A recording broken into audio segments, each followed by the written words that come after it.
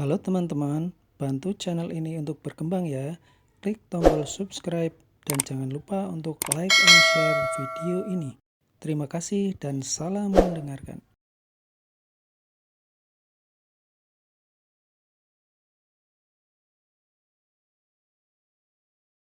Bab 41. Dia itu bosku. Hah? Kak Hawik menjadi tamu terhormat? Siapa dia hingga bisa menjadi tamu terhormat? Tanya Danu tanpa melihat ke arah Hawik. Wajah Hawik memerah seketika. Chloe yang awalnya dengan bangga melipat kedua tangan di depan dadanya langsung menurunkannya. Sebodoh-bodohnya Chloe, dia juga tahu kalau situasinya sekarang sedang tidak baik.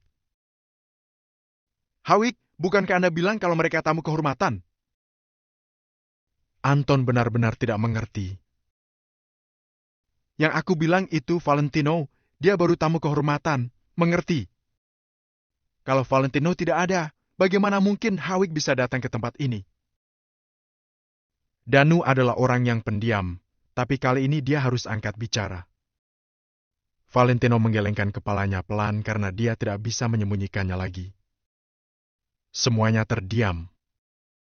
Baik Hawik atau Chloe, Angel atau Anton, ekspresi mereka langsung berubah. Bahkan 7-8 pria kekar yang berjerit kesakitan di atas tanah pun menatap Valentino terkejut hingga melupakan rasa sakit mereka. Semua pusat perhatian tertuju kepada Valentino.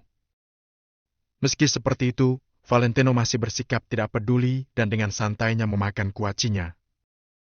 Pada saat ini, Danu sudah datang dan tentu saja semua masalah yang ada tidak perlu lagi diurus secara langsung oleh Valentino. Krek, krek! Di dalam klub kebugaran hanya terdengar suara Valentino yang sedang memakan kuaci, tidak terdengar suara lain lagi. Oh! Tak lama kemudian, Anton menarik napas dingin, tapi dalam hatinya merasa sangat kaget. Memikirkan Danu yang dulu pernah bertanya kepadanya, apakah Anton pernah memukul Valentino atau tidak, tapi karena untuk menyombongkan dirinya sendiri, dia sampai mengulang perkataannya 2 kali bahwa Anton sungguh-sungguh pernah memukul Valentino. Sekarang Anton merasa sangat bodoh dan sangat ingin memukul dirinya sendiri.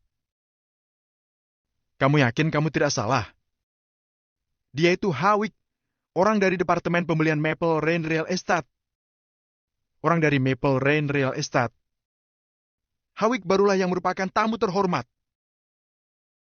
kata Chloe dengan bergetar. Meskipun bos Maple Rain Real Estate ada di sini, dia tetap tidak bisa dibandingkan dengan Valentino sedikit pun, kata Danu tanpa ekspresi. Valentino menggelengkan kepalanya tersenyum pahit. Maksud Danu sama saja seperti Valentino tidak bisa dibandingkan dengan Valentino sendiri. Orang lain mungkin akan berpikir kalau apa yang dikatakan Danu itu berlebihan, tapi Valentino tahu kalau Danu benar-benar berpikir seperti itu. Di mata Danu, tidak ada orang kaya ataupun miskin. Kalau kamu adalah temannya maka Danu akan membelamu sampai akhir. Tidak, tidak mungkin, gumam Chloe dengan bingung. Chloe selalu mengira kalau Hawik adalah tamu terhormat yang dikatakan oleh Danu dan Valentino hanyalah orang beruntung yang bisa masuk ke sini. Valentino bisa masuk dan menikmati perlakuan VIP sepenuhnya hanya karena Hawik.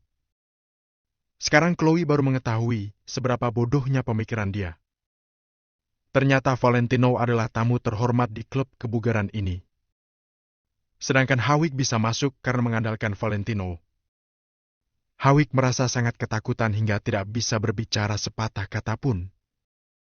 Angel duduk di samping Valentino. Dia memperhatikan wajah Valentino. Valentino yang dipandang orang rendah karena tinggal di rumah istrinya sendiri, bagaimana mungkin bisa berubah menjadi tamu terhormat yang dibicarakan oleh Danu? Klub kebugaran seluas ini, setidaknya membutuhkan investasi miliaran. Selain itu, orang yang tidak memiliki latar belakang tidak akan bisa membukanya, sementara Danu jelaslah bukan orang biasa. Sebenarnya ada apa ini? Kenapa Valentino bisa mengenal orang sekelas Danu? Apalagi Danu begitu hormat kepada Valentino. Angel tiba-tiba teringat pada saat dia pertama kali dia ingin bekerja sama dengan Maple Rain Real Estate. Pada saat itu, Valentino berkata bahwa dia mempunyai teman yang bekerja di Maple Rain Real Estate, jadi menyuruh Angel agar tidak usah memikirkan masalah kerja sama tersebut. Hasilnya perkataan Valentino terbukti. Angel benar-benar bisa bekerja sama dengan Maple Rain Real Estate dengan mudah. Mungkinkah hal itu benar-benar ada kaitannya dengan Valentino? Sampai saat ini, Angel baru menyadari kalau dia tidak mengenal Valentino sepenuhnya. Angel mengira kalau dia telah cukup mengenal Valentino, tapi apa yang dia pikirkan itu salah. Mungkin bisa dikatakan kalau Angel hanya mengenal Valentino setelah dia menjadi menantu di keluarga Kusuma. Sedangkan masa lalu Valentino, dia tidak tahu apa-apa mengenai hal itu. Dulu, Angel sama sekali tidak tertarik dengan masa lalu Valentino, tapi tidak dengan sekarang. Sekarang Angel sangat ingin mengetahuinya. Kalian besok tidak perlu datang bekerja, ujar Danu datar sembari melirik Anton sekilas. Danu hanya akan mengatakan kesimpulan karena Danu tidak tertarik dan malas memberikan penjelasan. Kak Danu, aku sudah salah. Anton tidak menyangka kalau dia harus kehilangan pekerjaannya hanya karena membantu Hawik. Beberapa pria kekar yang tergeletak di tanah juga bangkit dan memohon kepada Danu. Penawaran dan gaji yang diberikan oleh klub kebugaran Maple Dawn adalah yang terbaik di seluruh kota Neo. Siapa yang mau melepaskan pekerjaan sebagus ini? Kamu ingin memukulku, lalu aku memukulmu. Kita sudah impas, ujar Valentino datar. Danu, biarkan mereka tetap bekerja di sini. Sekarang klub kebugaran baru saja dibuka. Tidak mungkin tidak ada instruktur kebugaran. Dengan penawaran yang klub kebugaran berikan memang tidak sulit merekrut karyawan. Tapi seperti ini pasti akan memberikan dampak. Anton sangat berterima kasih dengan Valentino, karena dia sama sekali tidak menyangka kalau Valentino akan membantu mereka berbicara. Kalian lanjutlah bekerja, ujar Danu. Chloe terdiam lagi. Sebagai seorang bos besar, bagaimana bisa Danu sangat mendengarkan perkataan Valentino? Apakah ini benar-benar bukan mimpi? Sebenarnya siapa Valentino? Tanya Chloe tanpa sadar. Hawik dan Angel langsung melihat ke arah Danu. Mereka juga sangat penasaran tentang identitas asli dari Valentino. Valentino itu bosku, jawab Danu dengan serius. Setelah itu, dia berpamitan dengan Valentino sehingga meninggalkan Chloe, Hawik, dan Angel yang kebingungan. Valentino ternyata adalah bos Danu Wirawan. Melihat seberapa hormatnya Danu kepada Valentino, mereka pun percaya apa yang dikatakan Danu itu benar. Dulu Chloe sempat berpikir kalau Valentino sengaja menyewa beberapa aktor agar bisa menunjukkan kehebatannya. Akan tetapi, setelah mendengar perkataan Danu, pemikiran Chloe yang sebelumnya langsung sirna. Hal ini benar-benar mengejutkan. Valentino yang terlihat tidak ada apa-apanya di mata orang banyak, ternyata adalah bos dari seorang bos besar. Chloe, Hawik, dan Angel benar-benar merasa sangat terkejut. Sudah waktunya kita pulang. Setelah kuaci di tangan Valentino habis, Valentino pun berdiri dan membawa Angel pulang. Kalau Valentino ingin, dia bisa saja menyuruh Hawik untuk berlutut memohon padanya. Kalau tidak berbuat begitu, maka dia tidak bisa keluar dari klub kebugaran ini. Akan tetapi, Valentino bukanlah orang yang seperti itu. Apalagi masih ada Angel di sini dan sudah pasti Angel tidak akan membiarkannya berbuat seperti itu. Saat tangan Angel ditarik oleh Valentino untuk meninggalkan tempat itu, Angel benar-benar merasa sangat bingung. Dia tidak tahu harus bereaksi seperti apa. Chloe dan Hawik saling memandang lalu mengikuti Valentino pergi meninggalkan klub kebugaran. Ruang VIP di klub kebugaran ini dibuat untuk Valentino. Kalau Valentino pergi meninggalkan tempat ini, Danu juga sudah pasti akan mengusir mereka. Mereka semua hanya diam selama perjalanan, semuanya tenggelam dalam pemikiran masing-masing. Hingga sampai di depan mobil, Chloe baru tersadar kembali. Setelah mengetahui suaminya Ang-il begitu hebat, Chloe pun merasa sedikit rendah diri. Akan tetapi, untuk apa dia merasa rendah diri? Mobil yang dia naiki sekarang adalah Toyota Prado dan mobil ini dibeli dengan uang Hawick sendiri. Tidak peduli seberapa hebatnya Valentino, mobil yang Valentino bawa juga hanyalah mobil pinjaman saja.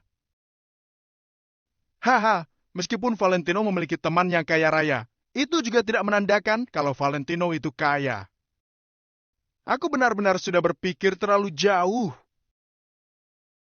Chloe tersenyum dingin, lalu dia berpikir memangnya siapa yang tidak memiliki teman orang kaya. Kalau ingin mengatakan memiliki teman anak orang kaya, Hawick juga mengenal beberapa anak orang kaya di kota Neo. Chloe, kami pulang dulu. Angel berpamitan kepada Chloe. Meskipun sebelumnya Chloe tidak mau membantunya di klub kebugaran, Angel sudah berteman lama dengan Chloe. Angel tidak mungkin langsung bermusuhan dengan Chloe hanya karena itu saja. Kenapa pulang begitu cepat? Ayo kita berkeliling dulu menggunakan mobil Prado yang dibeli Hawick untuk merasakan seberapa nyamannya mobil Prado ini. Nada bicara Chloe terdengar sangat sombong. Bab 42. Kalian tidak bisa duduk di mobil Prado ini lagi. Mungkin Valentino adalah tamu terhormat di dalam klub kebugaran itu, tapi kalau di luar, dia bukanlah siapa-siapa, bahkan mobil BMW usang itu juga adalah mobil pinjaman. Bisa-bisanya dia ingin membandingkannya dengan dirinya. Semakin Chloe memikirkan masalah yang terjadi barusan, semakin pula dia merasa jengkel. Semakin dia merasa jengkel, maka semakin pula dia ingin mencari alasan lain untuk merasa lebih unggul. Benar, bagaimanapun juga mobil ini adalah milikku. Siapapun boleh duduk di dalamnya selama aku memperbolehkannya. Karena ini milikku sendiri, jadi aku berhak untuk menggunakannya sesuka hati, hehe. Hawick paham dengan maksud Chloe. Dia tertawa pelan sambil membelanya dari sebelah.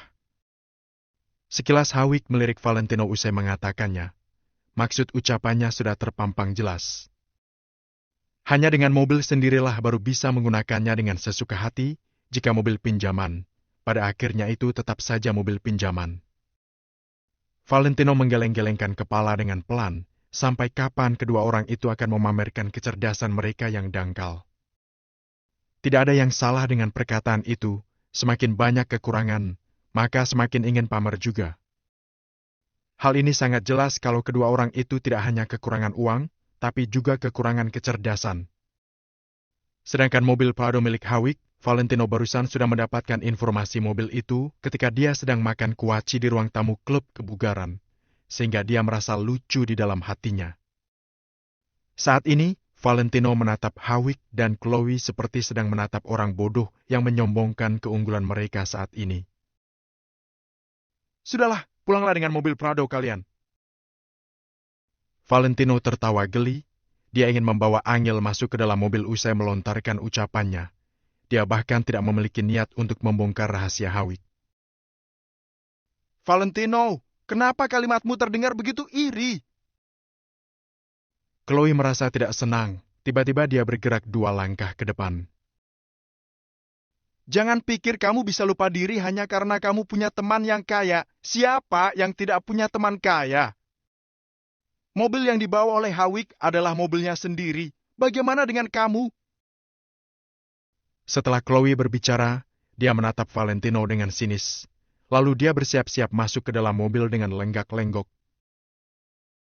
Hehe, memaksakan ego menggunakan barang pinjaman. Itu bukanlah hal yang dilakukan oleh seorang pria, kata Hawick. Lalu dia hendak pergi dengan mengendarai mobilnya. Valentino sudah membuat mereka tidak berkutik ketika berada di dalam klub kebugaran barusan. Tapi itu bukan masalah besar. Bukankah sekarang Valentino itu ingin melihatnya pergi dengan mengendarai mobil Prado? Tubuh Valentino yang sedang membungkuk ingin masuk ke dalam mobil itu berbalik. Dia mengusap-usap hidungnya dan berkata, "Berhenti!" Pada dasarnya Valentino tidak ingin menggubris mereka, tapi mereka terus memancing. Valentino berpikir kalau dirinya membiarkan Chloe dan Hawick pergi, maka kelak mereka akan semakin merasa sangat unggul di hadapan Angel. Karena kalian tidak tahu diri, maka kita bicarakan dengan benar. Sudahlah Valentino, kita pulang saja. Angel menghela napas dengan pelan. Valentino memang jago berkelahi, tapi ada hukum yang mengatur kehidupan sosial ini. Tinju tidak dapat mewakili segalanya. Hawick mampu membeli mobil Prado. Itu adalah fakta yang tidak terbantahkan. Tidak apa-apa, aku akan mengajarinya apa pria sesungguhnya. Valentino tersenyum datar. Kenapa? Kamu ingin mencoba mobil Pradoku? Hawick membalikan badannya dengan tenang. Barusan kamu berkata kalau orang yang memaksakan ego menggunakan barang pinjaman bukanlah seorang pria, kan? Kata Valentino dengan nada yang dalam.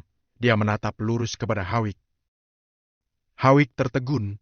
Secara tidak sadar suaranya menjadi sedikit pelan. Bukankah seperti itu? Hehe, kalau begitu, apa kamu seorang pria? Benarkah ini adalah mobilmu? Wajah Valentino tampak sangat tertarik. Aku? Kamu? Siapa lagi kalau bukan milikku? Hawick merasa sedikit panik. Valentino tersenyum, sebenarnya mobil ini benar-benar miliknya. Tapi sepertinya Hawick tidak akan punya kesempatan untuk mengetahui itu lagi selamanya. Aku tidak ingin membongkar rahasiamu. Wajah Valentino terkesan penuh berarti. Sekali lagi Hawick tertegun usai mendengarnya. Setelah ragu-ragu beberapa saat, dia tetap memilih untuk menahan diri dan tidak berani melanjutkan percakapan. Namun, Chloe tidak dapat menahan diri. Bongkar saja. Apapun yang kamu katakan, kami tetap mampu mengendarai mobil Prado, sementara kamu hanya mampu mengendarai mobil BMW. Susah payah Chloe bisa berlagak di hadapan Valentino. Dia tidak akan mengalah begitu saja. Valentino menggosok-gosok hidungnya. Dia mengeluarkan ponsel dan memencetnya untuk sesaat, lalu dia menatap Chloe dengan datar dan mengatakan, Hei, kalian sudah tidak bisa duduk di mobil Prado ini lagi. Kamu pikir siapa kamu? Kami bisa mengendarai mobil kami dengan sesuka hati, juga bisa menginjaknya dengan kaki. Kamu tidak bisa mengurusi kami walaupun kamu kenal dengan penjual mobil. Sambil berbicara, Chloe menendang mobil Prado dengan keras menggunakan ujung sepatu hak tingginya yang tajam. Wajah Hawick langsung memucat melihat permukaan mobil menjadi penyok. Hawick membeli mobil ini dengan kontan. Paham dengan maksud dengan kontan? Kamu tidak akan paham. Ekspresi wajah Chloe tampak angkuh. Kenapa memangnya kalau dia menendang mobil hingga penyok? Walaupun harus mengeluarkan uang beberapa juta rupiah untuk memperbaikinya, itu juga setimpal asalkan bisa menyombongkan diri di hadapan Valentino. Angel melihat kedua belah pihak mulai bersitegang lagi. Dia pun bergegas berjalan menghampiri ingin meleraikan mereka. Angel, dengarkan aku. Jika sekarang kita membiarkan mereka pergi, nantinya dia masih bisa menyombongkan diri di hadapanmu lagi. Pikirkan bagaimana perlakuannya terhadapmu sebelumnya. Valentino menatap Angel dengan wajah yang serius. Angel terbengung usai mendengarnya, tapi dia tetap mendengarkan perkataan Valentino. Mendadak dia tersadar kalau apa yang dikatakan Valentino itu tidak salah. Dulu Chloe menyombongkan hadiah mahal, kosmetik mewah di hadapannya. Kala itu Angel tidak ambil pusing, dia hanya merasa sebagai teman baiknya. Chloe hanya berbagi kebahagiaan dengan dirinya saja. Namun, setelah masalah yang terjadi hari ini, ditambah dengan masalah yang terjadi di klub kebugaran sebelumnya, Angel pun harus mengakui kalau apa yang dikatakan oleh Valentino itu benar. Percayalah, aku bisa mengatasi ini. Valentino mengulurkan tangan dan menepuk-nepuk pundak Angel. Iya. Angel terdiam beberapa lama berdiri di sebelah Valentino. Cek kakak, tidak bisakah kalian duduk diam saja di dalam mobil BMW? Kata Chloe kepada Valentino dan Angel hingga mereka masuk ke dalam mobil. Paling tidak aku bisa duduk di dalam mobil BMW, tapi kalian benar-benar tidak bisa duduk di dalam mobil Poirot ini lagi. Sekilas Valentino melirik Chloe dengan datar. Beberapa menit sudah berlalu. Seharusnya Pak Hendrik di sana sudah mengurusnya, kan? Chloe tertawa terbahak-bahak hingga sedikit kehabisan napas. Seolah-olah dia telah mendengar lelucon yang paling menggelikan di dunia ini. Hawick, kamu dengar itu? Haha, bisa-bisanya dia berkata, kita tidak bisa duduk di mobil Poirot ini lagi. Kamu buka pintu mobil itu sekarang juga. Aku akan tunjukkan padanya. Hawick juga merasa sedikit tidak senang. Tidakkah Valentino ini terlalu percaya diri?